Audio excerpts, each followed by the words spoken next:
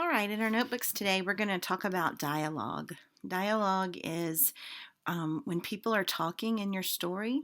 And so we're going to see dialogue in the book that we're reading called Out of My Mind. But not only are we going to see it when we read, we should use it when we write. And so that's what we're going to talk about today is dialogue. So on the top of your notebook in big letters, spell dialogue. Now, what is dialogue? Well, here's the definition. Dialogue are the words that characters, the people in the story, and that's you in a personal narrative. It's when the characters say something out loud or to each other. Now, when you have people talking in your stories, you have to do it the right way or your readers will be so confused. As a teacher for over 20 years, every time I read stories that children write that have dialogue in it, I'm so confused because they don't use it correctly. But dialogue actually makes a story a lot more interesting. So, what should we do? We should learn how to use it correctly so the people reading our stories will hear what people actually said, but will know who said it and know exactly what they said if we follow the rules for writing dialogue. The first thing we need to do is we need to put quotation marks around exactly what is being said. And sometimes when I was young, I got things confused like apostrophes and commas and quotation marks. I'm actually going to put quotes around the word quotation mark so you can see, and I make them bigger than normal. You don't have to make them this big. But quotes look like this. They go to the top, and there's two. Okay? Those are quotation marks, and we want to put them around what is being said. But there are rules about it, and that's what we're going to talk about. Also, the second thing you need to know is that we use verbs when we write in dialogue because I need to know exactly how they said it. Did they say it? He said. Sit down, she yelled. Were they yelling? Were they whispering? Were they shouting? Were they excited? They exclaimed. Are they being bossy? Did they demand it? Or were they being polite and ask? These are the verbs we're going to use, and I'm going to show you now and give you some examples of that. Okay, so I think I'm going to pick a verb first. I think I'm going to do demanded because as a teacher, I demand a lot of things from you. And so I'm going to write exactly something I demand from you, which you probably heard me say Friday during our notebook check. You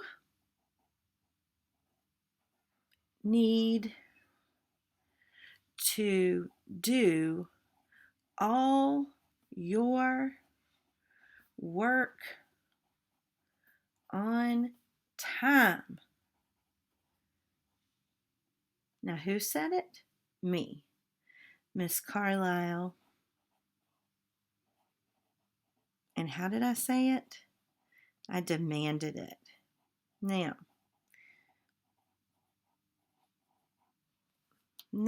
we need to use quotation marks. Quotation marks are just around what I said. I didn't say Miss Carlisle demanded. That would be silly. I said, you need to do all your homework on time. Now I'm curious, do I put my quotation marks before my punctuation or after? Well, I'll tell you, it's always after. Okay? You need to do all your work on time, Miss Carlisle demanded, period. Now you know exactly what I said and who said it. Let's do another one. Let's pick asked. This is every student's favorite question when they're in class. Quotes. What time is lunch? Question mark. The bored student. And what did he do? Let's use our verb. Asked. I'll just come down here and write them. Okay? So a dialogue has two things. It has quotation marks around exactly what you said, and it also uses verbs. Tells us who and how they said it. What time is lunch? The bored student asked. Now I know they asked a question. Here I know she demanded. Let's do one more. Let's do whispered. That's a fun one. Hey, pass me the what's something you asked for during class and you don't want your teacher to hear. Oh, maybe you're cheating. Hey, pass me the answers. Ooh, the answers. Quotes. Whispered.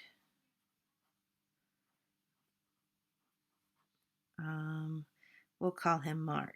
We'll make Mark the bad guy, the cheater. Whispered Mark. So, we've used verbs and we're using quotes so that when you're using dialogue, I know exactly what the person said and then who said it. So, go back to your narrative and add some dialogue, being sure that you put quotation marks and you use some exciting verbs. In fact, we'll use the word said till Christmas, actually, till Halloween. And then we will get rid of said because that is boring. There are so many other words we can read and write besides said. Be sure you have this in your notebooks.